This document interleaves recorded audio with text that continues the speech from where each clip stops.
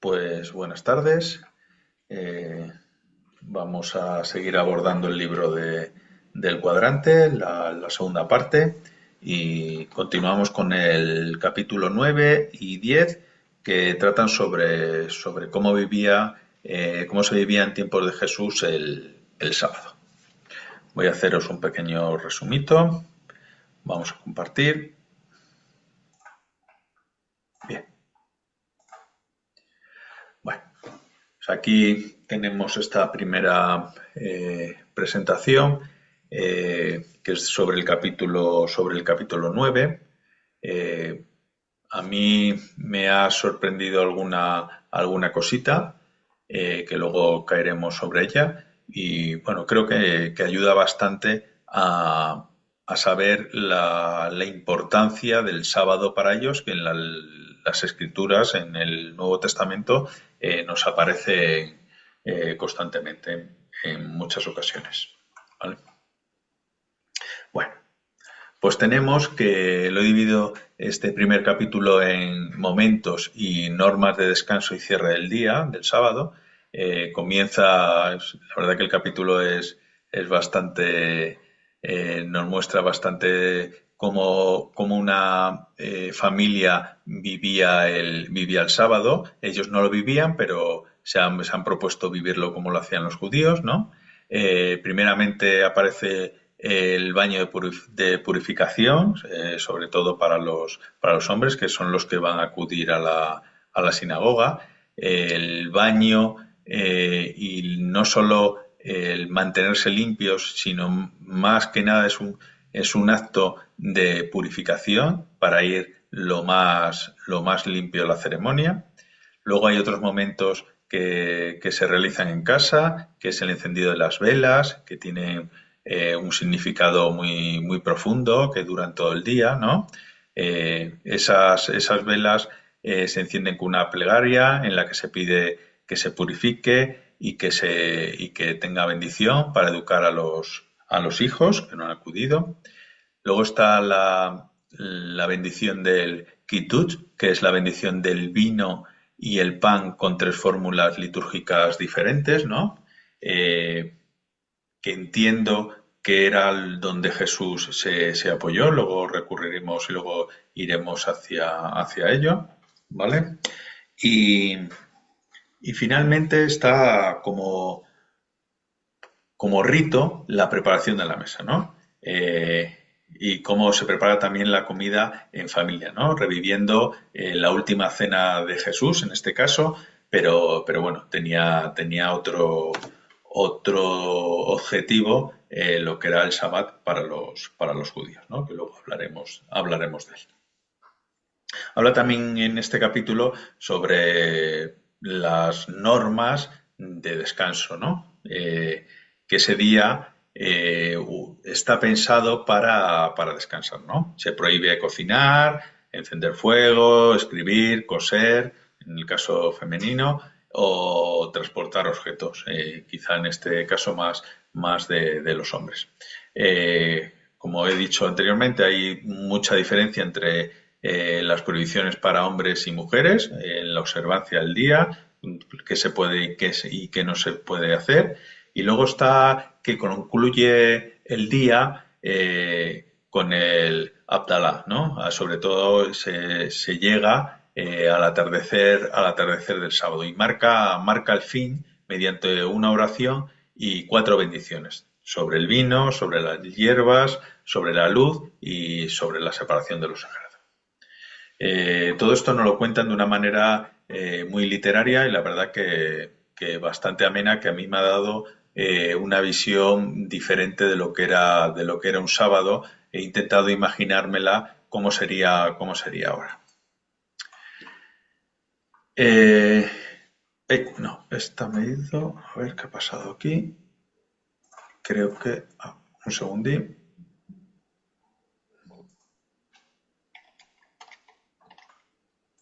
Un segundín. A ver si puedo ir.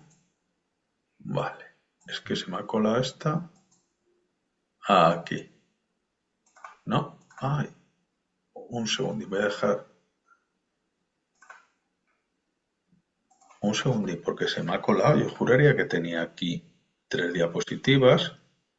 Vale. Ah, vale, vale, sí, sí. Ok, perfecto, sí. Me despista.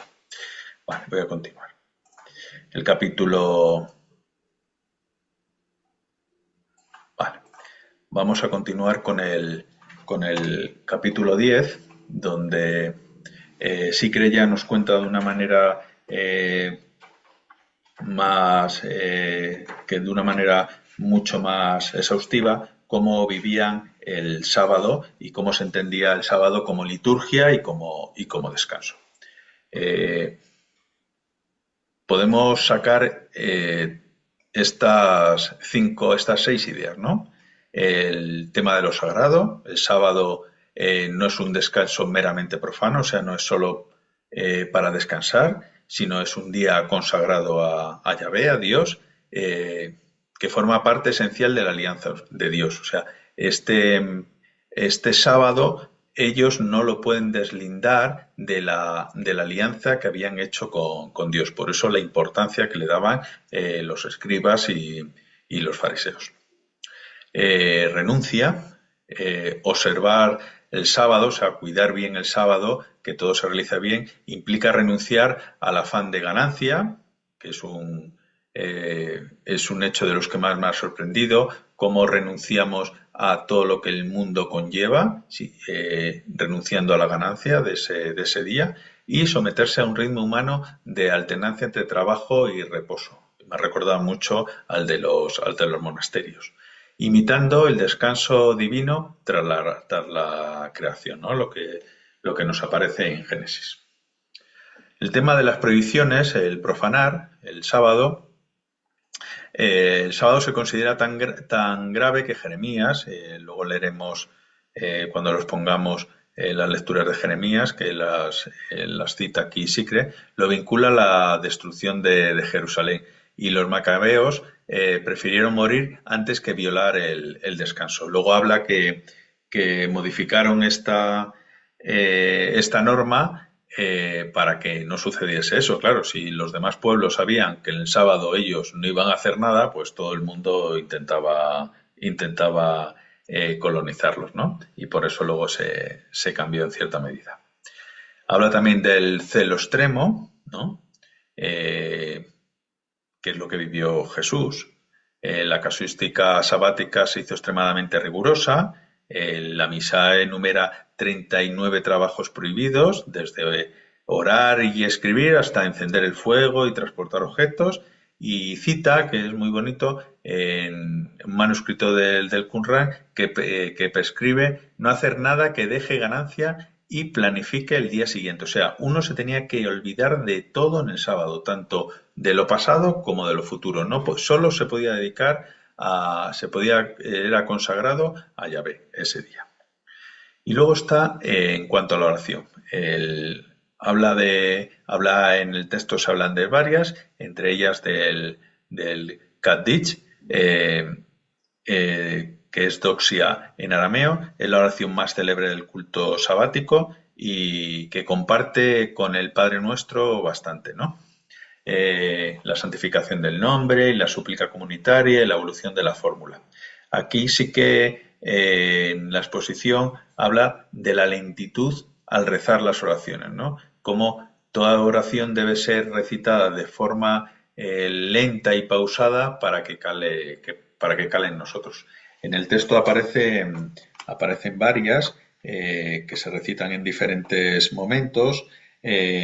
Desde esta que hemos dicho ahora mismo, el Candich, y luego tenemos varias bendiciones que se realizan en fases de primera, segunda, tercera bendición, y luego había otra que creo recordar que la citaba, que se recitaba en casa, que no la encuentro, creo que luego saldrá. Si sale luego o la cito.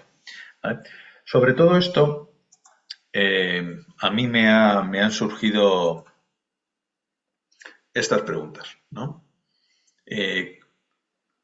Comparando cómo ellos y cómo Jesús vivía el sábado, Creo que hace unos años quizá el domingo se pareciera mucho al sábado, pero en estos momentos aquí hay un no parar, hay un no stop. Entiendo que en todos los países, ¿no? Y yo me hacía estas reflexiones que creo que nos pueden ayudar a retomar ciertos momentos que tanto los judíos tenían y seguramente los santos padres también lo recogían para que en la tradición y lo que es la presencia de Dios se haga más plena en nosotros, ¿no? Bueno, y aquí os digo un poco las reflexiones que yo había puesto. ¿Cómo vivimos las fiestas, puesto guión costumbre, de nuestra tradición? ¿Cómo las llegamos a vivir? Si es solo unir, si verdaderamente las sentimos, si verdaderamente estamos conectados en ellas, ¿no? Algo que se realiza y que nombran los santos padres como recordar nuestros momentos cruciales en nuestro caminar espiritual, ¿no? Que si festejo mis propias fiestas, ¿no?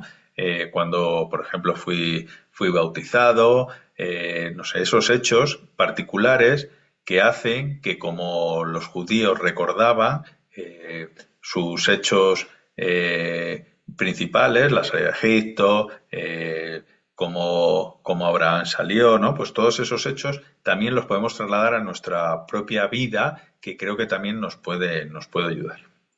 Luego, había puesto que si tenemos un sabbat auténtico nosotros, si somos capaces, quizá una vez a la semana es bastante complejo, pero sí una vez al mes tener un auténtico sabbat nosotros mismos, ¿no?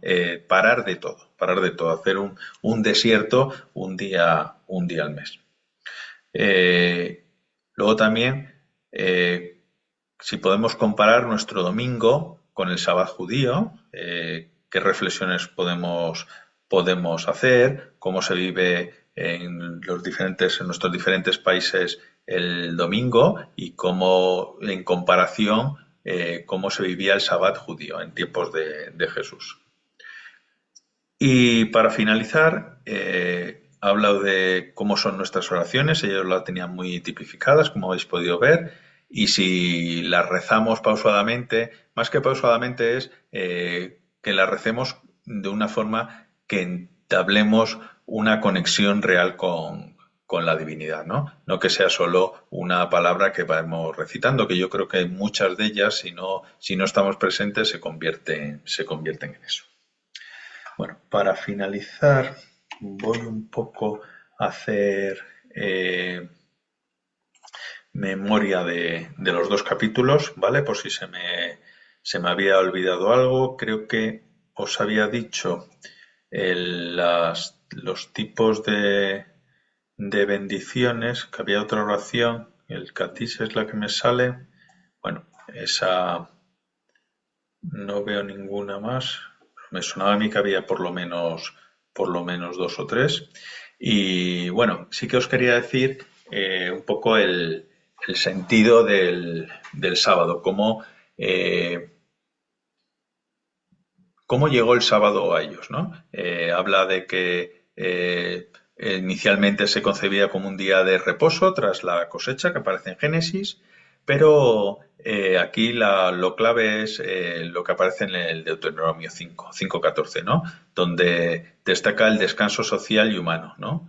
Es muy bonito el pasaje, luego si queréis lo podemos recitar y leer. Y luego aparece también en el Éxodo 20, vincula con el descanso divino tras la creación y santifica así el día, ¿no? Como el hombre hace lo mismo que realizó Dios en la creación del mundo, ¿no?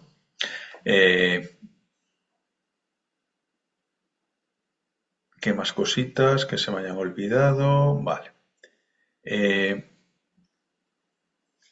Habla también, sobre todo en el capítulo 9, sobre la liturgia matutina, la liturgia que van los hombres y que está muy pautada, que aquí no ha salido en la presentación. Y ahí podemos encontrar que cuando acuden a la sinagoga realizan oraciones iniciales, como las hacemos nosotros. Es una de las cosas que me ha llamado mucho la atención, cómo nuestros ritos se asemejan bastante a los ritos judíos. Ya lo tenía yo presente, pero aquí se me ha esclarecido.